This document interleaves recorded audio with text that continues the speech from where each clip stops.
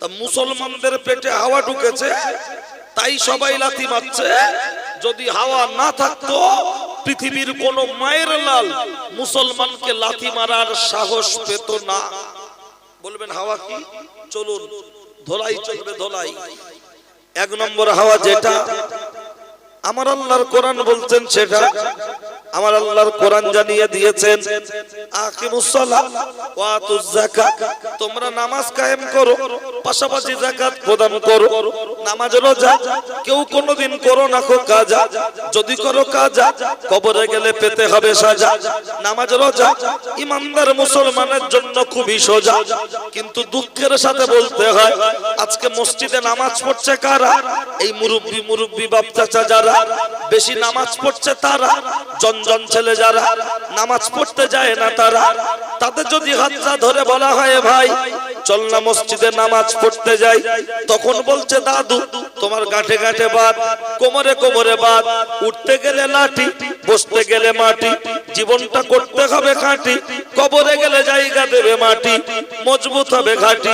এখন তোমরা বলবে নামাজ নামাজ নামাজ, আমরা বলবো সমাজ সমাজ সমাজ, তোমরা বলবে ভাত ভাত ভাত, আমরা বলবো মদ মদ মদ। উঠতি বয়সে ফুর্তি করব, ধরা পড়লে ধনঞ্জয়, না পড়লে ফুল এনজয়। আমাদের জন্য আবার নামাজটা কিসের?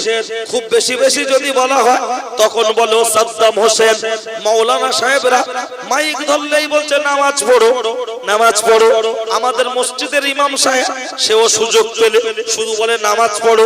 তোমার ইউটিউবে বক্তব্য শুনি, ফেসবুকে বক্তব্য শুনি, তুমি তো দারুণ দারুণ ডায়লগ দাও, কিন্তু আজকের এখানে এসে তুমিও বলছো নামাজ পড়ো। নামাজের এত গুরুত্ব কিসের জন্য? বাস্তব একটি এক্সাম্পল দাও। চলুন আপনার বাড়ির কাছাকাছি ডোমজুর অঙ্কুরাটি চেকপোস্ট সহ হাওড়া শিয়ালদা কলকাতা সহ ফুরফুরা শরীফ পর্যন্ত সারা পশ্চিম বাংলায় হাজার হাজার পাগল পাগলি ফকির রাস্তার ধারে শুয়ে থাকে, ভিক্ষা করে। এই ফাল্গুন মাস চলছে 21, 22, 23 ফাল্গুন, ফুরফুরা শরীফের ইসালে সবকে কেন্দ্র করে হাজার হাজার ফকির রাস্তার উপরে শুয়ে থাকবে। কারোর হাত কাটা, পা কাটা, নাক ওঠা, চোখটা ওঠা, ও তো মুসলমানের বেটা এমন করে শুয়ে আছে। বুকের উপরে লম্প জ্বলছে, মশা বসলে তাড়ায় না, মাছি বসলে নড়ে না। দেখলে মনে হচ্ছে 4.5 বছর আগে মারা গেছে। নড়ে না, কাশে না, ওঠে না, মনে হচ্ছে যে ডেড বডি, কিন্তু ওখানে পয়সা নিচ্ছে। আচ্ছা, তালতলা হাট থেকে উজল পুকুর এই যে রাস্তার উপরে যে ফকির গুলো শুয়ে আছে, হাওড়া শিয়ালদা ডোমজুর সহ আপনার বাড়ির কাছাকাছি ডোমজুর সহ যত জায়গায় পাগল পাগলি ফকির ভিখারি শুয়ে আছে, আপনি দেখাতে পারবেন মাথা নেই বেঁচে আছে? বলে এ তো দেখছি খেপা মলি সাহেব। বলছে কেন বে? বলছে মাথা ছাড়া কেউ বাঁচে তো তার কাটা হুজুর, মাথা ছাড়া আবার কেউ বাঁচতে পারে? ঠিক বলেছেন, মাথা ছাড়া যেমন কেউ বাঁচতে পারে না, হ্যান্ডেল ছাড়া মোটরসাইকেল চলতে পারে না, স্টিয়ারিং ছাড়া 4 চাকা চলতে পারে না। শরীয়তের মাতার নাম হলো নামাজ। নামাজ নামাজ ছাড়া মুসলমান পরিচয় থাকতে পারে না, পারে না। বাড়ির পাশে মসজিদ, আজান হয়, নামাজ পড়তে যায় না। নামাজ পড়া ফরজ, কুরবানি দেওয়া ওয়াজিব, অথচ বইয়ের গহনা বিক্রি করে দিয়ে, গহনা বন্ধক দিয়ে 40,000 টাকা গরু কুরবানি দিচ্ছে। এরকম হাফ মুসলমান আছে না নাই?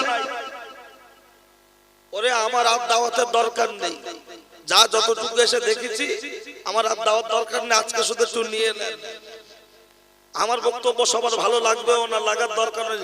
আমি তো হাজাম, যার কাটবো সে ভালো বলবে।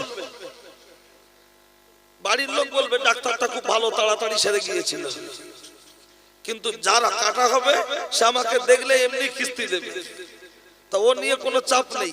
আমি ওই জন্য বলেছি প্রয়োজনে বক্তব্য রেকর্ড করুন। এ উপস্থিত জনমণ্ডলী, সেই জায়গায় দাঁড়িয়ে বলুন, 1 বছর যদি আপনি কুরবানি না দিতে পারেন, আপনাকে আল্লাহ 2,88,000 বছর জাহান্নামের আগুনে দেবে না। কিন্তু এক ওয়াক্তের নামাজ যদি কাজা হয় 2,88,000 বছর জাহান্নামের আগুনে আপনাকে আমাকে পুড়তে হবে। যদি কোরআন বিশ্বাস হয়, যে মুসলমানের কোরআন বিশ্বাস হয় সে তো ইবলিসের মতো চালচলন করতে পারে না। যে মুসলমানের আল্লাহর প্রতি বিশ্বাস থাকে, দ্বীনের মজলিসের প্রতি তার একটা আদব থাকে, ভদ্রতা থাকে, হতে পারো তুমি কমিটির কেউ, হতে পারো তুমি পয়সাওয়ালা, হতে পারো তুমি বড় ব্যবসায়ীদার, দেখার দরকার নেই। মজলিস মজলিস, আদব তো আদব, আদবে ঈমান, বিয়াদবে শয়তান। এটা নবীর মজলিস চলছে, কোরআনের মজলিস, তার সাথে চরম বিয়াদবি করবে আর আমি বসে বসে দেখে বাড়ি যাব। সাবধান, তৈরি থাকুন খোদার দরবারে জবাবদিহি করার জন্য। কত বড় বড় দুনিয়ার পান্ডা চলে গেছে আর আমি আপনি আমরা তো শিশু বাচ্চা। চলুন বক্তব্য। ভাই ও বাবাজি, এই নামাজের কথা যখন বলা হয় তখন এক শ্রেণীর মানুষ বলতে থাকে মৌলী সাহেবরা মনে হয় নামাজ ছাড়া আর কিছু বোঝে না। মৌলী সাহেবরা নামাজ ছাড়া বুঝবে কেন?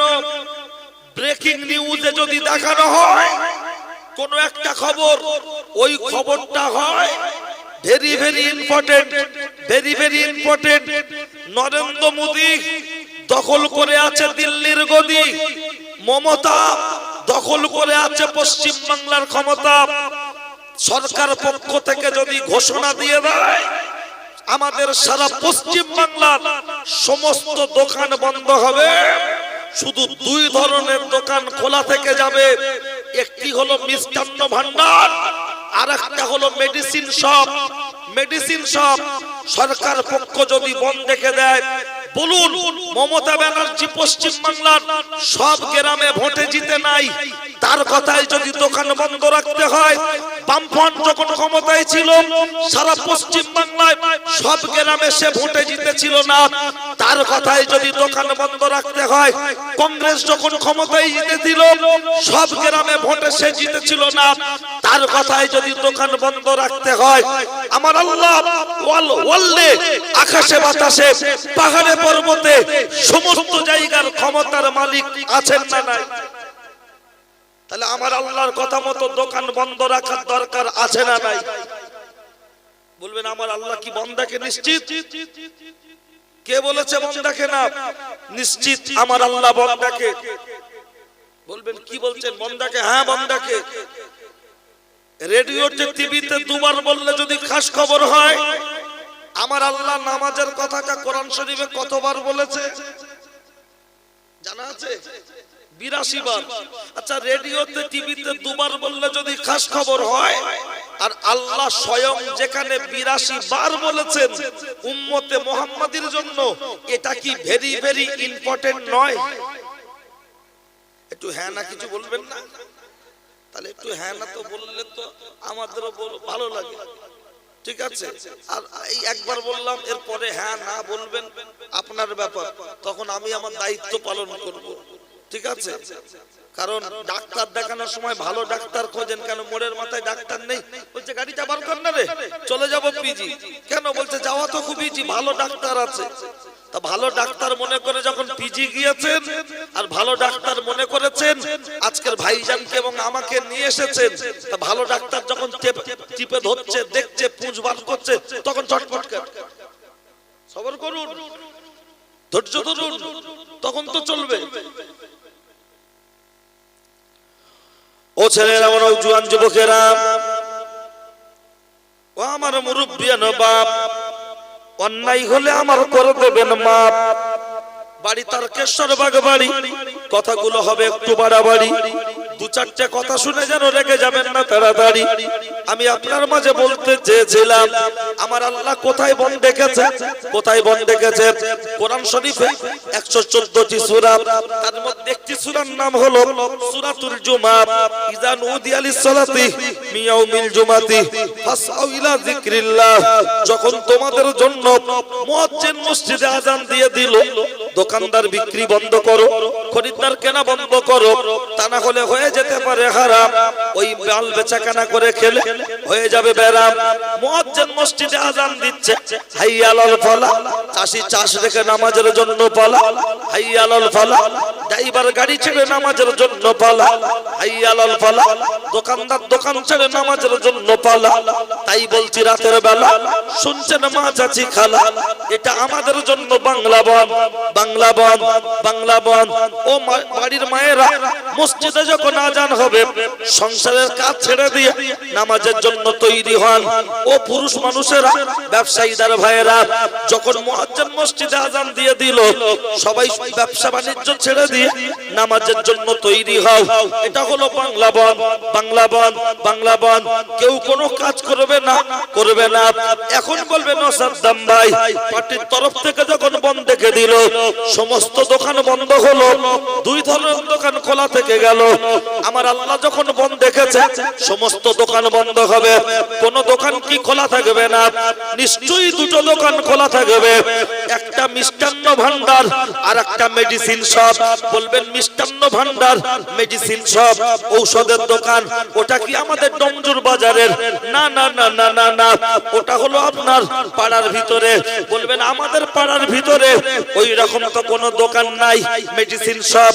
আমাদের পাড়ার ভিতরে মিষ্টান্ন ভান্ডার এখানে তো নাই। ও ছেলেরা শুনে রেখে দেন, জেনে রেখে দেন, পার্টির তরফ থেকে যখন বন্ধ দেখে দেয় সমস্ত দোকান বন্ধ হয়। মিষ্টির দোকান যেমন খোলা থেকে যায়, কারোর কোনো আপত্তি থাকতে পারে না। মুয়াজ্জিন মসজিদে আযান দেওয়ার পরে সবাই নামাজ পড়তে চলে যাবে। 5 বছরের বাচ্চা মিষ্টির দোকানের মতো রাস্তার ধারে দাঁড়িয়ে অপেক্ষা করবে, তার জন্য কোনো আপত্তি থাকতে পারে না, পারে না, পারে না। বলবেন ওষুধের দোকান কোনটা? ওষুধের দোকান ওইটা। প্রায় গ্রামে একজন দুজন খ্যাপা থাকে, দেখবেন খ্যাপা, যাদেরকে বলা হয় তার কাটা, ব্রেন্টাল, পাগলা, খ্যাপা। এই খ্যাপাদের জন্য আল্লাহর নামাজ ফরজ নাই, আল্লাহর নামাজ ফরজ নাই। পার্টির তরফ থেকে যখন বন্ধ দেখে দেয় সমস্ত দোকান বন্ধ হয়। ওষুধের দোকান যেমন খোলা থেকে যায়, মুয়াজ্জিন মসজিদে আযান দেওয়ার পরে সবাই নামাজ পড়তে চলে যাবে। খ্যাপা, তার কাটা, ব্রেন্টাল রাস্তায় দাঁড়িয়ে খেলা করবে, ওর জন্য কোনো আপত্তি থাকতে পারে না। এই দুজনকে ছাড়া সকলকে পড়তে হবে নামাজ, গড়তে হবে সমাজ, পড়তে হবে নামাজ, গড়তে হবে সমাজ। কিন্তু না না না, দুঃখের সাথে বলতে হয়, নামাজের কথা যদি বারবার বলা হয় তখন বলে ও সাদ্দাম ভাই, নামাজ পড়লে লাভটা কি হবে ভাই? যদি বলা হয় কেন কোরআন বলেছে ইন্নাস সালাতা তানহা আনিল ফাহশাই ওয়াল মুনকার, নামাজ ভালো কাজে আদেশ করে, অসৎ কাজে নিষেধ করে। এটা কে বলেছে? কেন আল্লাহর কোরআন বলেছে। বলছে আল্লাহর কোরআনের সাথে বর্তমান নামাজি যারা আছে 100-র মধ্যে 80 জনের মিল হচ্ছে না। কেন মিল হচ্ছে না? বলছে এমন মানুষ আছে 5 ওয়াক্ত নামাজ পড়ছে, মাথায় আছে টুপি, মুখে আছে দাড়ি, হাতে তাসবিহ টিপছে গপ গপ গপ গপ গপ গপ করে, অথচ লক্ষ্য করলে দেখতে পাওয়া যায় তার বাড়ির ছাদের উপরে চলছে টিভি, দেখছে ওর বিবি, ওতেই চলছে স্টার জলসার জি বাংলা, আগুন লাগছে সারা পশ্চিম বাংলা, ওতেই চলছে কিরণমালা, দেশে এসেছে নতুন বালা, শুরু হয়েছে মরণের পালা। বাড়ির মহিলারা বলছে চাই আমার কিরণমালা, না দিলে তোর ঘরে ঝুলবে তালা, ভাঙছে শুধু বাসন তালা। ও সাদ্দাম হোসেন, ওরা নামাজ পড়ছে, ওদের বাড়িতে গান বাজনা চলছে, আমরা নামাজ পড়ি না, কিন্তু আমাদের বাড়িতে গান বাজনা হয় না। আল্লাহর কোরআনের আয়াতটার সাথে ওই নামাজিদের তো মিল হচ্ছে না। এমন কিছু মানুষ আছে 5 ওয়াক্ত নামাজ পড়ছে, অথচ লক্ষ্য করলে দেখতে পাওয়া যায় ছেলে বিয়ে দেওয়ার সময় মোটা মাল দাবি করে নিচ্ছে, দাড়িতে হাত বুলাচ্ছে আর বলছে তুমি হবে আমার বিয়াই। সব যেন রেডি থাকে, না চাইতে পাই, আমার তো কোনো দাবি দাবা নাই, তওবা তাওবা আস্তাগফিরুল্লাহ প্রতি সপ্তাহে ফুরফুরায় জুম্মা পড়তে যায়, তুমি হবে আমার বিয়াই, সব রেডি থেকে না চাইতে পাই, অথচ তারা তো 5 ওয়াক্ত নামাজ পড়ছে, হাতে তাসবিহ নিয়ে গপং গপং গপং গপং করে টিপছে, অথচ ছেলের বিয়েতে মাল নিচ্ছে। আমরা নামাজ না পড়লেও, মুখে দাড়ি না থাকলেও, আমরা তো ছেলের বিয়েতে মাল নিই না। বেনামাজিদের উক্তি নামাজিদের বিরুদ্ধে, এই কথাটার উপরে এমন কিছু ছেলের বাপ রয়েছে, বুড়ো বয়সে এখন বলছে আমার ছেলে বউ খুব একটা মানে দেখে না। কেন চাচা দেখবে কি করে? কপাল ভালো তোমার বড় ছেলের বউ ভাতের সাথে ইঁদুর মারা বিষ দেয়, তোমার মতো বাপ ছেলে বিয়ে দেওয়ার সময়, এই মজলিসের ভিতরে কথা বলো না ভাই, কথা বলার ইচ্ছা একটু বাইরে যাও, মজলিস ডিসিপ্লিন বজায় রাখো। মনে রাখুন, আমি যে বক্তব্য করি আমার সেটিং করা বাড়ি থেকে ওই কিতাবে সব লেখা নেই, ব্রেন থেকে চিন্তা ভাবনা করে বলতে হয়। মস্তিষ্কটা ডিসব্যালেন্স হয়ে গেলে বলবো হাওড়া, বুঝবেন কেওড়া, লেগে যাবেন ঝগড়া, দম জুড়ে আসলে আমাকে দেবেন তাড়া, হয়ে যাবে বিয়ারা। সেটা না হয়ে ধীর মস্তিষ্কে দুটো কথা শুনুন, শুনে বাড়ি যান। কারণ এক শ্রেণীর লোক বলে জলসা দিয়ে কি হবে, কি লাভ হচ্ছে? কোনো লাভ নেই। আমিও বলবো হসপিটাল করেও কোনো লাভ নেই। বলবেন কেন? হসপিটালে গেলে রোগ সারে। আমিও বলবো এই হসপিটাল আসলে এখানেও রোগ সারে। হসপিটালে গেলে রোগ সারে না, হসপিটালের ডাক্তারের প্রেসক্রিপশন মেনটেন করে, ঔষধ কিনে টাইম মেনটেন করে গিললে রোগ সারে।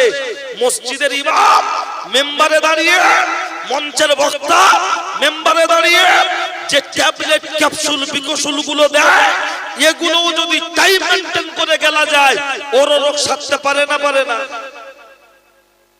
ইয়ার কি শুধু আমরা বলি যে দিয়ে হয় না, হয় না, হয় না।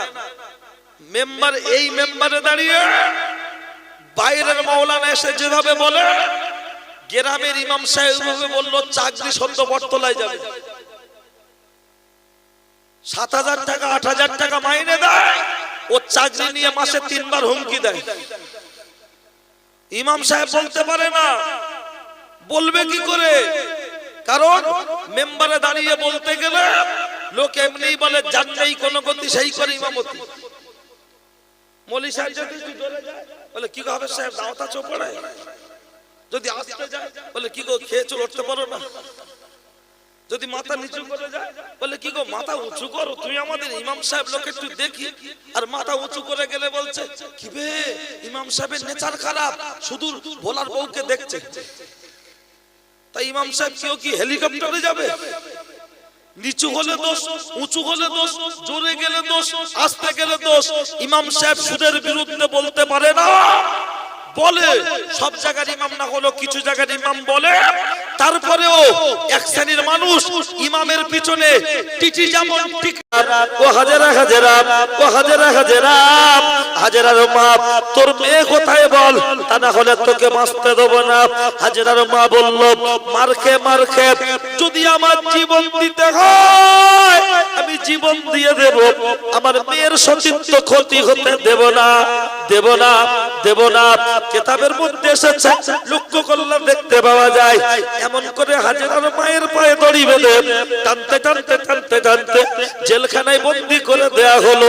রাত শেষ হয়ে গেল, সকাল হয়ে গেল, সারাদিন চলে গেল, কয়েকটা রাত পার হয়ে গেল রে। পার হওয়ার পরে লক্ষ্য করলে দেখতে পাওয়া যায়, কিতাবের মধ্যে এসেছে কয়েকদিন অতিবাহিত হয়ে গেল। হাজারা মায়ের জন্য মনটা বড় খারাপ, টেনশন করছে, চিন্তা করছে, কাঁদতে কাঁদতে কাঁদতে কাঁদতে হাজারা রাতের অন্ধকারে টুক টুক টুক টুক টুক টুক করে মায়ের ঘরে জানালার পাশে চলে আসলো। মা মা মা। হাজারা মনে মনে করছে রাত গভীর হয়েছে, মাকে ডাকছি, মা মনে হয় ঘুমিয়ে পড়েছে। না না না না না, একটু ঘরের ভিতরে যাই, যদি মায়ের সাথে একটু দেখা হয়। আস্তে করে দরজা খুলে ভিতরে গেল চলে, মাকে গিয়ে ডাকছে, মা বিছানা সার্চিং করছে, হাতে ঠেকছে না, হাতে লাগছে না। হাজেরা কান্নায় ভেঙে পড়লো, রে আমার তো মা নাই, মা নাই, আমার মা কোথায় গেল? আমার ভাই নাই, বোন নাই, আমি আর মা কোথায় গেল? মা মা, টেনশন করতে করতে রে হাজেরার মনে পড়লো, এই পাড়ার শেষে আমার মায়ের একজন বান্ধবী আছে খালা, একটু তার কাছে যাই, যদি মায়ের সন্ধানটা পাই। গুটি গুটি গুটি গুটি পাই, টুক টুক টুক টুক টুক টুক করে খালা আমার বাড়ির পাশে গিয়ে বলছে, খালা খুলে দেবে দরজা জানালা? আমি তো হতভাগিনী হাজেরা। খালামা দরজাটা খুলে মাথাটা বুকের সাথে চেপে ধরে বলছে, হাজেরা হাজেরা হাজেরা, জোরে কথা বলিস না, চুপ কর চুপ কর। ও খালামা খালামা, আমার মা কোথায়? তুমি কি বলতে পারবে? আমি আস্তে আস্তে কথা বল। হাজেরা বলছে, কেন? বলছে, মিশরের বাচ্চারা পোষা কুত্তারা চারিদিকে ঘুরছে, এখনই তোকে যদি পেয়ে যায় তোর যৌবন ভোগ করবে, ইজ্জত নষ্ট করবে। ও হাজেরা চুপ কর চুপ কর। তখন হাজেরা কান্না বিচলিত কণ্ঠে ভাঙা ভাঙা গলায় কাঁপতে কাঁপতে বলেছিল, আমার মা কোথায় বলো গো? হাজেরার মায়ের বান্ধবী খালা বলেছিল, আমি চামড়ার চোখে দেখিনি, লোকের মুখে শুনেছি, যখন তোকে রাতের অন্ধকারে খুঁজে খুঁজে খুঁজে খুঁজে পেল না, তোর মাকে মারতে মারতে জেলখানায় বন্দী করে দিয়েছে। এখন বেঁচে আছে কি মারা গেছে জানি না জানি না জানি না জানি না। কিতাবের মধ্যে এসেছে, লক্ষ্য করলে দেখতে পাওয়া যায়, ও ছেলেরা, ও নওজোয়ান যুবকেরা, কিতাবের মধ্যে এসেছে, আম্মাজান হাজেরা খালামায়ের কাছ থেকে এই কথাটা শুনে দৌড়াতে দৌড়াতে জঙ্গলের ভিতরে চলে যাচ্ছে। জঙ্গলের ভিতরে যখন চলে যাচ্ছে রে, শরীরে ক্লান্তি, পেটে ক্ষুধা, চোখে তন্দ্রা, আর নড়ার ক্ষমতা হচ্ছে না। জঙ্গলের ভিতরে গিয়ে একটি গাছের গায়ে হেলান দিয়ে আম্মাজান হাজেরা যখন একটু বিশ্রাম করছে, হঠাৎ ঘুমিয়ে পড়েছে। স্বপ্নে দেখতে পাচ্ছে আকাশের চাঁদ, আপনার স্বপ্নে দেখতে পাচ্ছে বিশাল বড় সাগর, সাগরে আছে একটা বড় নৌকা, চেপে আছে তিনজন, আব্বা মা আমি হাজেরা। জোরে ঝড় এসেছে, নৌকাটা টলমলো টলমলো টলমলো করছে। আব্বা পড়ে গেছে, মা উঠে নৌকার হাল ধরেছে, ঘুমটা ভেঙে গেছে, চোখটা খুলে দেখছে, সর্বনাশ সর্বনাশ সর্বনাশ। কি সর্বনাশ হলো রে? মিশরের বাদশার পোষা কুত্তারা তিন দিক থেকে ঘেরাও করে ফেলেছে। এক দুই তিন, তিন দিক থেকে ঘেরাও করে ফেলেছে। শুধু পিছন দিকটায় ফাঁকা, ওদিকে কেউ যাবে না কাকা। ওদিকে আছে জঙ্গল, নদী, সাগর, ওতে আছে হাঙর। তিন দিক থেকে ঘেরাও করে বলছে, হাজেরা চলে আয় চলে আয়। এবার কোথায় যাবি? চলে আয়। হাজেরা বলল, কেন?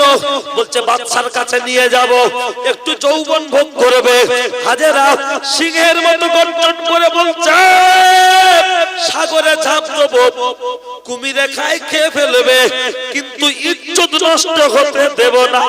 যেই হাজেরার গায়ে হাত দিতে গেল, হাত দেওয়ার সাথে সাথে হাজেরা আল্লাহকে স্মরণ করে সাগরেই দিয়ে দিল ঝাঁপ। একবার জোরে বলুন সুবহানাল্লাহ, আর একটু ঘুম ছাড়িয়ে বলুন সুবহানাল্লাহ। কি ঘুম লাগছে নাকি? সব খামোশ। অন্তত হাজেরা সাগরে ঝাঁপ দিল কেন? তার রূপ যৌবন সেভ রাখার জন্য। কারণ একজন পর্দাশীলা নারীর রূপ যৌবন, ডাবের পানি, ডাব ইচ্ছা করলেই টোটো ধোয়া যায় না, মোটরসাইকেল ধোয়া যায় না, কিন্তু ডোবার পানি ইচ্ছা করলেই টোটো, মোটরসাইকেল, সাইকেল, পায়খানা ঘরে যেখানে খুশি লাগানো যায় না, যায় না। বেপর্দাশীলা নারী লিপস্টিক লাগানো, ও হলো আপনার ডোবার পানি, ইচ্ছা করলেই টোটো ধোয়া যাবে। আর পর্দাশীলা নারী ডাবের পানি, ইচ্ছা করলেই টোটো ধোয়া যেতে পারে না, পারে না। ও ডাব ভোগ করতে গেলে ডাবের মালিক হতে হবে, অর্থাৎ শ্বশুর আব্বার জামাই হতে হবে।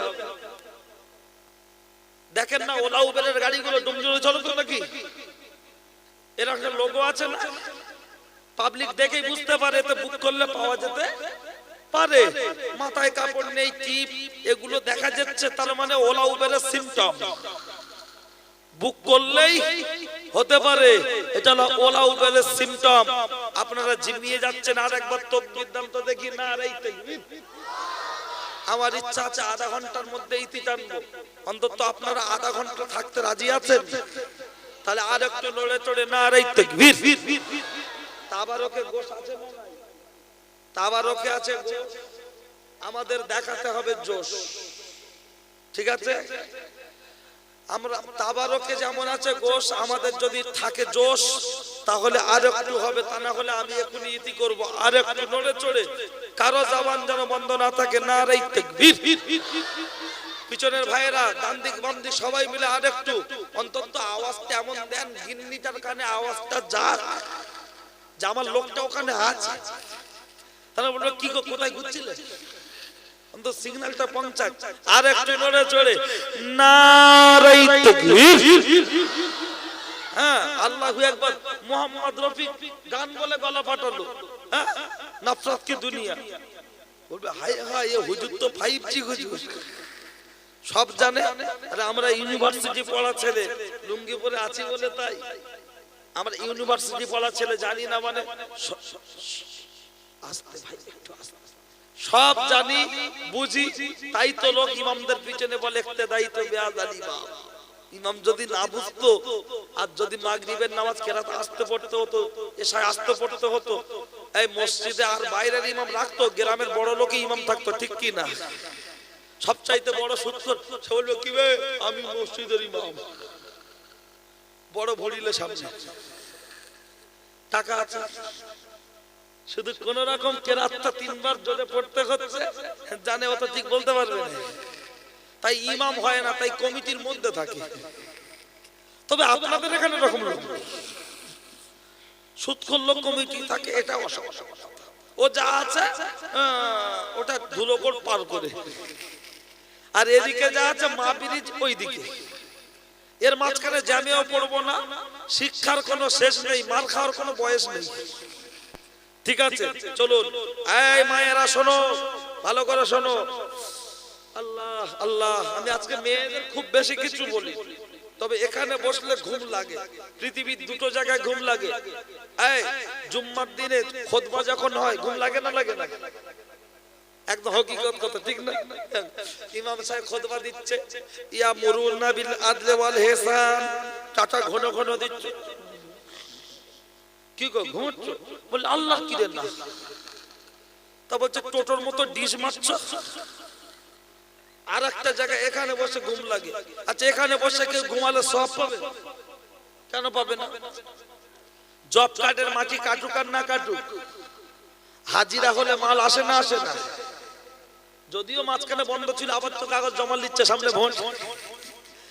তো জব কার্ড আল্লাহর ভান্ডার বড় না সরকারের ভান্ডার বড়? আল্লাহর ভান্ডার বড়। তাহলে জব কার্ডে হাজিরা হলে যেমন অ্যাকাউন্টে পেমেন্টটা ঢুকে যায়, ইচ্ছা ছিল ওয়াজ শুনবো, ক্লান্ত শরীর, বসে থাকতে থাকতে ঘুম লেগে যেতে পারে। আমার আল্লাহ রহমানুর রহিম, গফুরুর রহিম। আমার আল্লাহ আপনাকে আমাকে তার থেকে বঞ্চিত করবেন না। তাহলে সেই আল্লাহর দরবারে আমরা যদি খুশির সাথে একটু বলি, মোহাম্মদ রফিক গান বলে গলা ফাটিয়েছে, কারি আব্দুল বাসিত কোরআন পড়ে গলা ফাটিয়েছে, আমরা কারি আব্দুল বাসিতের মতো আল্লাহর নাম বলে গলা ফাটবে। কারো জবান যেন বন্ধ না থাকে। নারে তাকবীর, আর একটু জোরে নারে তাকবীর। মোহাম্মদ, আপনাকে বলেছিলাম না জীবনের প্রথম মিছিল কে করেছিল? ওই যে বলে দি, তারপরে হাজিরা কথাটা বলছি, ওখান থেকে আরো দুটো কথা বলতে হবে। মায়েদের বসার কি আলাদা কোনো জায়গা আছে না? যে যার ঘরে। কোথায়? ওরা বেঁচে আছে তো? তবে যা মশা কি করে আছে একটু দেখে এসো। গুড নাইট দেওয়া আছে? বাহ, এই হাওড়া জেলার ছেলেরা এদিক দিয়ে ঠিক আছে তো? মায়েদের আবার ওই মশা মারা ধূপ দিয়ে দিয়েছে। দেখো আবার কেউ যেন স্বামীর সাথে ঝগড়া করে গায়ে দিয়ে দিও না। হ্যাঁ, দুটো একটা মেয়ে আছে দেখবেন, যত চুপ করতে বলা হয় তত বেশি গরম নেই, আছে না? আর খালি বলবে মেরে দেখো। আচ্ছা যত বলে মেরে দেখো, মার বেশি খায় না কম খায়? মার খেয়ে শুয়ে পড়ে উঠে বলছে ওর গায়ে হাত দাও, মনে মনে করছে হুমকি দিলে ভয় পাবে, কিন্তু বেটা ছেলেও জানে পাকা একে চললেও যা বিল আসবে, পাঁচের চললেও তাই, একটাও যা পাঁচটাও তাই, দেখ পাড়াং পাড়াং, পরে যা আছে দেখা যাবে না, কি বলে? ঠিক আছে চলেন ভাই। জীবনের প্রথম মিছিল করেছিলেন কে বলেছিলাম মনে আছে? হযরত ওমর, তাই তো? কথাটা একটু ভাঙিয়ে দিই, তা না হলে আবার বলে হুজুর বলবো, কই বললো না তো। শোনেন, এই কচি কথা বলো না বাবা, তোমরা তো ভদ্র, তোমরা কথা বললে লোক খারাপ বলবে, তোমরা সামনে বসে আছো ভদ্র ছেলে, তোমরা তো আমাদের ছোট ভাই, কথা বলো। তো আল্লাহ নবীর কাছে হযরত ওমর এসে বলছেন, ইয়া রাসূলুল্লাহ একটু মিছিল করি। তখন তো ইসলাম সবে শুরু হলো। আল্লাহ নবী বললেন হবে না। বললো কেন? বলছে মিছিল করতে গেলে লোক বেশি দরকার না কম দরকার? তার লোক কই? হযরত ওমর বললেন, আপনি আমাকে পারমিশন দিন, ইয়া রাসূলুল্লাহ আমি লোক জড়ো করব। খুব কাকুতি মিনতি করে হযরত ওমর আল্লাহর নবীর কাছ থেকে পারমিশন নিয়ে লোক খুঁজে জড়ো করেছে। কজন জানেন? মাত্র 10 জন। 10 জনে আর মিছিল হয়? হযরত ওমর এদিকে 5 জন, এদিকে 5 জন দাঁড় করিয়ে দিয়ে হযরত ওমর মাঝখানে একা। মিছিলে একজন স্লোগান আগে দেয় না, তারপরে সবাই দেবে। হযরত ওমর মাঝখানে দাঁড়িয়ে প্রথম যে স্লোগানটা দিয়েছিল, লিল্লাহি তাকবীর, দুই পাশ থেকে বলছে আল্লাহু আকবার, আল্লাহু আকবার। আল্লাহর নবী বলছেন, ওমর এই মিছিল করতে করতে কত দূর যাবে গো? হযরত ওমর বলছেন, ইয়া রাসূলুল্লাহ ঈমান এনেছি, কিন্তু এখনো কাবাকে বুকের সাথে জড়িয়ে ধরতে পারিনি। এই মিছিল অতক্ষণ পর্যন্ত চলবে যতক্ষণ পর্যন্ত বুকের সাথে কাবাকে জড়িয়ে না ধরতে পারবো, ততক্ষণ আমার মিছিল বন্ধ হবে না। আল্লাহর নবী বলছেন, ওমর তোমার কি ভয় লাগছে না? ওরা তোমার গর্দান কাটা চ্যালেঞ্জ গ্রহণ করছে, তোমার কি ভয় লাগছে না? তখন হযরত ওমর ওই জায়গায় দাঁড়িয়ে বলেছিলেন, ইয়া রাসূলুল্লাহ দুই পাশ থেকে 5 জন 10 জন যখন আল্লাহু আকবার, আল্লাহু আকবার, আল্লাহু আকবারের ধ্বনি তুলছে, আমার ঈমানি পাওয়ারটা এত বড় হয়ে যাচ্ছে, মনে হয় গোটা পৃথিবীর বেঈমানরা একদিকে যদি দাঁড়িয়ে যায়, তাদের বিরুদ্ধে যুদ্ধ করার জন্য আমি ওমর একাই যথেষ্ট। নারায়ে তাকবীর, নারায়ে তাকবীর। কোথায় আছে ওমরের সেই পাওয়ার? আর আমরা আল্লাহর নাম যখন নিচ্ছি, আল্লাহু আকবার, যেন মনে হয় এই 4 বছর পর হসপিটাল থেকে বাড়ি এসেছে। খুব কষ্ট। ভক্তির সাথে নেবেন, জোরে নয়, আস্তে নয়, ভক্তির সাথে মহব্বতে চলুন। কি বলছিলাম? আম্মাজান হাজেরা কোথায়? সাগরে, তাই তো? সাগরে ঝাঁপ দিল, মনে রাখবেন। আল্লাহ একটু আস্তে ভাইজান, আসলে ব্যাপার কি জানেন, আমি জজগুলো করি সব তো খেতাবে পাই টু পাই নাই, বেরেন থেকে ভেবে ভেবে একটু বলি। আর যখন সাইড থেকে কোনো মানুষ কথা বলে, হয়তো তারা তাদের পার্সোনাল কথা বলছে, কিন্তু আমার মস্তিষ্কটা একটু অন্যদিকে চলে গেলে আমি তখন বোঝাতে অক্ষম হব। ওই জন্য আমাকে একটু সাহায্য করবেন, হ্যাঁ, একটু নীরবতা পালন করবেন যাতে আমার বলতে সুবিধা হয়। আমি তো শেষ করে দেবো ইনশাআল্লাহ, আবারও খারাপ হবে না। যদি একটু জমে যায় খেয়ে গেছে বসে পড়বো, সমস্যা কি আছে? ও ছেলেরা, ও নওজোয়ান যুবকেরা, আম্মাজান হাজেরা সাগরে দিয়ে দিল ঝাঁপ। উপরে দাঁড়িয়ে দাঁড়িয়ে এরা বলছে, পাগলি, খেপি, খেপি, উঠে আয়। একটুখানি ইজ্জত দেওয়ার ভয়ে জীবনটাই শেষ করে দিলি, উঠে আয়, উঠে আয়, উঠে আয়। কিন্তু হাজেরা কে শোনে কথা? আস্তে আস্তে দূরে চলে যাচ্ছে। একজন ইমানদার নারীর কাছে, একজন চরিত্রবান নারীর কাছে তার ইজ্জতে কেউ যদি স্পর্শ করে, এটা একটুখানি ব্যাপার না, অনেক বড় ব্যাপার, অনেক বড় ব্যাপার। লক্ষ্য করলে দেখতে পাওয়া যায়, ও ছেলেরা, আগে রাস্তায় চলতো অটো, এখন আশেপাশে সব জায়গায় চলছে টোটো। যদিও গাড়িগুলো দেখতে বড় ছোট, রাস্তায় চলছে বেশি। বউরা চেপে হচ্ছে খুশি, ভিতরে বসে বলছে জেলে দাও আলো। প্রয়োজনে ওরা বলছে আমাদের মুখটা যেন লোক দেখে বলে ভালো, দরকার হলে ও কথা হবে বলো। আম্মাজান হাজারা 2 দিন 5 দিন 10 দিন চারিদিকে খবর হয়ে গেল হাজারা বেঁচে নাই, মারা গেছে মারা গেছে। চারিদিকে যখন খবর হয়ে গেছে কিতাবের মধ্যে এসেছে, লক্ষ্য করলে দেখতে পাওয়া যায় কিতাবের মধ্যে এসেছে আম্মাজান হাজেরা 16 দিন 17 দিন কোনো খোঁজ খবর নাই। যেমন আপনারা দেখেছেন হুগলি নদীতে বড় বড় নৌকা মাছ ধরছে না ধরে না, জাল বসাচ্ছে, দেখবেন বাবুঘাট পার হতে গেলে লক্ষ্য করলে দেখতে পাওয়া যায় এমন করে নৌকায় মাছ ধরছে, বড় মাছ পড়েছে টেনে তুলছে গভীর রাত তুলে দেখছে মাছ নয় একটা ডেড বডি। মাছটাকে তুলে দেখলো আহারে এটা তো মাছ নয় ডেড বডি, কিন্তু এখন একে কি করব? ভালো করে দেখছে পচেনি গলেনি, যেন মনে হয় পুরো টাটকা, এই মাত্র মারা গেছে। কিন্তু জেলেরা মনে মনে ভাবছে আমরা তো নৌকা চালাচ্ছি নদীতে, আমাদের ঘাড়ে যদি দোষ হয় দরকার নাই। ঘি খেলো আলমগীর, হয়তো মোটা হবে জাহাঙ্গীর। বিয়ে হয় সেরিনা, পাশে বসে আনন্দ করে মর্জিনা। দেখবেন যারা সত্যিকারের আসামি তারা বাইরে ঘুরে বেড়ায়, আর একটু বুদ্ধি কম সরল সাদা মানুষগুলো জেলখানায় চলে যাচ্ছে কি যাচ্ছে না। তাই বলেছি ঘি খাচ্ছে আলমগীর, মোটা হচ্ছে জাহাঙ্গীর। এই যে হাজারা, এই আপনার ওই যে ডেড বডিটা, জেলেরা ভাবছে কি করব, আমাদের ঘাড়ে যদি দোষ হয় দরকার নাই। নদীর জোয়ার নেমে গেলে যখন ভাটা থাকে নদীর 2 সাইডে পানি শুকিয়ে যায় কি যায় না, একটু কাদা থাকে, কাদা মাটি, একটা সাইডে ওই ডেড বডিটাকে ফেলে দিয়ে নৌকাওয়ালারা চলে যাচ্ছে। যখন চলে যাচ্ছে রে, আস্তে আস্তে রাত শেষ, আকাশে সূর্য উদিত হলো। ওই সূর্যের কিরণ লেগে ওই ডেড বডির গায়ে লাগলো, আর ডেড বডির গায়ে যেই লেগেছে কয়েক সেকেন্ডের মধ্যে ওই ডেড বডিটা আম্মাজান হাজেরা খোদার রহমতে হাত পা নেড়ে চেড়ে উঠে দাঁড়িয়েছে। একবার জোরে বলুন সুবহানাল্লাহ। লোক বলছে, লোক বলবে এসব সব ভুতুড়ে গল্প। 17 দিন সাগরে ঘুরলো, এসব কুমিরে নাস্তা করেনি, ওকে এমনি এমনি ছেড়ে দিল, পানিতে থাকে কি করে? মিঠুন যখন 5 তলার ছাদ থেকে ঝাঁপ দিল, পুকুরে ডুব দিল, গুপকাপ মেরে মুখটা ফাটিয়ে দিল, আবার স্ট্রং দাঁড়িয়ে থাকলো, তখন তো কেউ বলল না দাদা সকলকে ফাটালে আর তুমি ফাটাকেষ্ট কি করে হলে? তখন বলছে সব ক্যামেরার কায়দা আছে। তা ক্যামেরাটা তৈরি করেছে মানুষ না ফেরেশতা?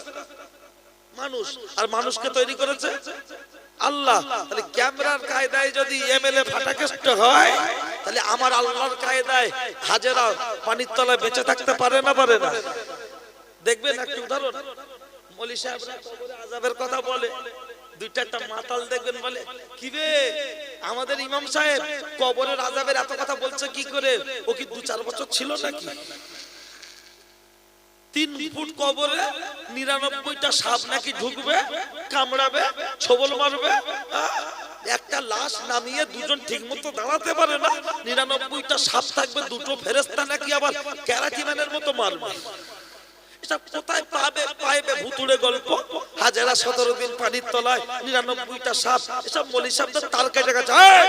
যুক্তি আমি দিচ্ছি, আপনি নিয়ে নেন। ব্রিগেডের মাঠে মিটিং হয়, ইডেনের মাঠে খেলা হয়। ব্রিগেডের মাঠের মিটিং, ইডেনের মাঠের খেলা। এই দম জুড়ে বসে 2 ইঞ্চি মোবাইলের ডিসপ্লে, জিও মোবাইলের ফোনে 6 inch display, Vivo mobile OnePlus-এর 6 inch display দেখা যায় না? কেন ব্রিগেডের মাঠটা কি 6 ইঞ্চি? ব্রিগেডের মাঠটা কি জিও মোবাইলের মতো 2 ইঞ্চি?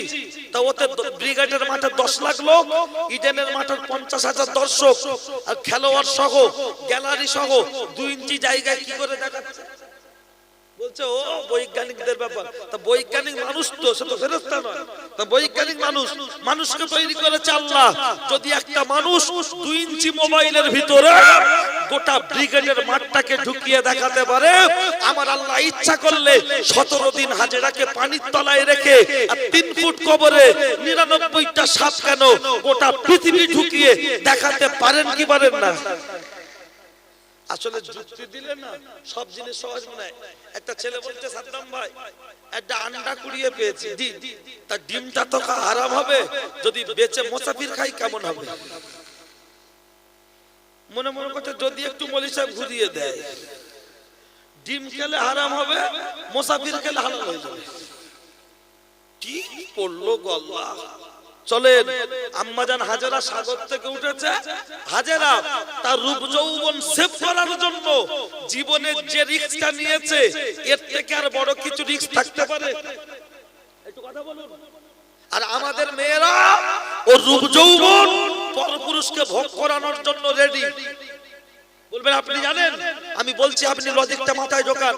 যতক্ষণ বউ বাড়ি আছে দেখলে হঠাৎ মনে হবে কি বে, কি হাই রোডের পাগলি নাকি, পরে আছে ছেঁড়া ব্লাউজ আর শাড়ি, দেখলে মনে হবে ওল্ড মডেলের সেলফ ছাড়া গাড়ি। কেমন যদি বলে কি গাছ বাড়ি আছে, চুল চুল গুলো একটু বাঁধো না, বলে চুপ করো, বুড়ো বয়সে ঢং করছে। আর যখন কুটুম বাড়ি যাওয়ার সময় রাস্তায় বেরোচ্ছে, মার্কেটে যাচ্ছে সন্ধ্যাবেলা, হাতে দেখবেন এরকম একটা ব্যাগ থাকে, ব্যাগটার নাম কি গো? ভ্যানিটি নয়, শয়তানি ব্যাগ। ওই ব্যাগ এরকম খুললে দেখবেন আয়না থাকে না, থাকে না? ওই ব্যাগে কি থাকে?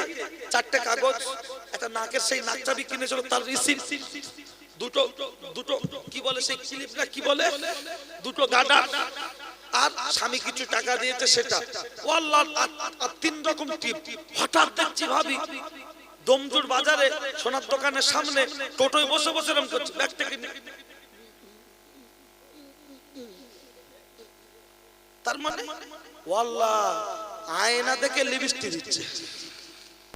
ওই ব্যাগে যে আয়না লাগানো আছে ছোট, আরে বউ আমার পরবি তুই দেখবো, আমি হাসতে বললেই বলে চুপ করো, বুড়ো বয়সে ঢং করছে। আর ল্যাকমি কোম্পানির লিপস্টিক আমার টাকায় কিনে পড়ছে, ও দেখছে টোটোওয়ালা,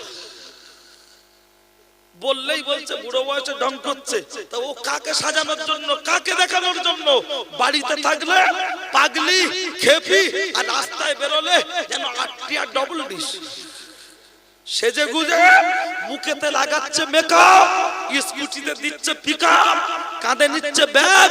আমি কি সুন্দর বাড়ির বউ, তোরা ঘুরে ঘুরে দেখ। আরে ওর যা ছিরি বেহাই না ফিরি, এখন ওর যা ভাব দেখলে মনে হবে 5000 টাকার হাত। কি অবস্থা চলছে ভাববেন কবে? বউ আমার, ও তো আমার আয়ত্তে থাকবে। আম্মাজান হাজেরা রূপ যৌবনকে সেভ রাখার জন্য কাঁদতে কাঁদতে কাঁদতে কাঁদতে হাতে হ্যান্ডকাপ, কথা শেষ, হ্যান্ডকাপ পরিয়ে জেলখানায়। হাজেরাকে বলছে খা, হাজেরা বলছে খাও। হাজেরা খা, খাবো না। আমার মা বেঁচে আছে কি জানো? বলছে কে রে তোর মা? বলছে জানো না, কিছুদিন আগে যে মহিলাটাকে পায়ে দড়ি বেঁধে টানতে টানতে জেলখানায় নিয়ে আসা হলো, সে কি বেঁচে আছে? বলছে খবর নিয়ে দেখছি। খবর নিয়ে দেখতে পাওয়া গেল 2 মিনিটে কথা শেষ হয়ে যাবে ইনশাআল্লাহ। লক্ষ্য করলে দেখতে পাওয়া যায় আম্মাজান হাজেরার মায়ের সন্ধান নিতে দেখতে পাওয়া গেল আজকের সকালবেলা ইন্তেকাল করেছে। জেলখানার ভিতরে ইন্তেকালের আগে আল্লাহর কাছে ফরিয়াদ করে গেছে, ওগো আল্লাহ, আমি হাজেরার মা জেলখানায় জীবন দিয়ে গেলাম, আমার জীবনের বিনিময় তুমি আমার মেয়ে হাজেরাকে রক্ষা করে নিও। হাজেরা জেলখানার ভিতরে মায়ের ইন্তেকালের খবরটা শুনে প্রচন্ড পরিমাণ কাঁদছে, প্রচন্ড পরিমাণ কাঁদছে। কিতাবের মধ্যে এসেছে আম্মাজান হাজেরা কাঁদছে, আর মিশরের বাদশা তাল মারতে মারতে টলতে টলতে হাজেরার ঘরে ঢুকছে। তার রূপ যৌবন নিয়ে খেলা করবে, রূপ যৌবন নিয়ে খেলা করবে। কিতাবের মধ্যে এসেছে আম্মাজান হাজেরা, আম্মাজান হাজেরা, আম্মাজান হাজেরা যেই বাদশাকে দেখেছে মদকে টলতে টলতে আসছে, আম্মাজান হাজেরা চিৎকার করে বললেন, ওগো আল্লাহ, তোর কুত্তাকে তুই সামলা, ও আমার ঘরে ঢুকছে, আমার রূপ যৌবন যৌবন নষ্ট করবে। আল্লাহ তোমার কাছে সাহায্য চাইছি। এত জোরে কাঁদছে, বাদশা কাছাকাছি এসে গেছে, গায়ে হাত দেবে, কাছাকাছি এসে গেছে। হঠাৎ করে দুটো চোখ আমার আল্লাহ বন্ধ করে দিয়েছে। হাজেরার পায়ের ধারে বসে পড়ে বলছে, হাজেরা, ও হাজেরা, ও হাজেরা, আমি তোর গায়ে হাত দিইনি, দেওয়ার জন্য নিয়ত করে কাছে এসেছি। দুটো চোখ অন্ধ হয়ে গেছে, তুই দোয়া চা, নচেত আমি চোখ ফেরত পাবো না। আজ থেকে তুই আমার মেয়ে আর আমি হলাম তোর বাপ। একবার জোরে বলুন সুবহানাল্লাহ। রূপ যৌবন সেভ করার জন্য সাগরে ঝাঁপ দিল। আর আমাদের বাড়ির সকিনা আফসানা রূপ যৌবন পরপুরুষকে দেখানোর জন্য বিউটি পার্লারে গিয়ে সেজে আসছে। কথা বাস্তব না বাস্তব নয়? বাকি চিন্তা ভাবনা করুন। আর কিছু বললে আবার মুখ দেখায় কেমন জানেন শেষ। বাবা যেন মনে হয় ওর সাথে আমার মামলা চলছে। আর স্বামীদের কথায় কথায় বলে, তুমি কি বোঝো গা? তা তুই এত যদি বেশি বুঝিস তুই এখানে লিখেন। কথা বাড়ালে অনেক বাড়বে। আমি আর কথা বাড়াবো না, শেষ করে দেবো। আল্লাহ দুটো বেজে গেছে। আমার ইচ্ছা ছিল ডেটটা করতে করতে, হ্যাঁ এখনো হবে। এই সর্বনাশ। না না না, শোনে, ফজরের নামাজের ব্যাপার আছে। টেনশন হলো নামাজি লোকগুলো আপনারা যারা আছে। হ্যাঁ, ওই জন্য কথা বাড়াবো না। ভাই ও বাবাজি, এই যেখানে বসে আছি আমরা, এই কবরের তলায়, মাটির তলায়, আজকে মাটির উপরে আমরা। মাটি দুদিন পর আমাদের বুকে উঠতে পারে না, পারে না? আজ হোক কাল হোক। তো সেই কবরস্থান, এই ঈদগাহ জানাজার জায়গা ঘেরা হবে, ঘেরা বাউন্ডারি দিয়ে কুকুর টুকুর না উঠতে পারে। একটু ইটের দরকার, বালির দরকার। কোন আল্লাহর বান্দা আছেন 500 ইট দেওয়ার মতো একজন আছেন? জলসা চাঁদা নয় আমার এই জায়গাটা, তাড়াতাড়ি বলে 500 ইট দেওয়ার মতো একজন। যদি মনে করেন 500 দিতে পারবো না, অন্তত 250 দেবেন, আপনার মর্জি। যদি মনে করেন 100 দেবো, তাও নেবো। তাড়াতাড়ি বলেন কে আছেন আল্লাহর বান্দা, ইট দেবেন, কতটা দেবেন আপনার মর্জি। যদি বলেন 100 ইট নেবো, তাতেই নেবো। কে আছেন চট করে হাত তোলেন। এই ইট কত করে? 1000 টাকা দিকে জানো না? কম বেশি মনে করেন 12 টাকা পিস। ভালো ইট হবে 12 টাকা পিস। কি বললাম? ভালো ইট একদম ফ্রেশ ইট হবে 12 টাকা পিস। তার মানে কম বেশি 12 টাকা, 12,000 টাকা, 1000। তো আল্লাহর কোন বান্দা আছেন 100 ইট দেবেন, 200 দেবেন, 250 দেবেন, আপনার মর্জি। কত দেবেন চট করে হাত তোলেন। ওই পিছন থেকে হাত তুলেছে, ওঠো তাড়াতাড়ি, ওঠো, একটু উঠে দাঁড়ান না ভাই। কি নাম গো?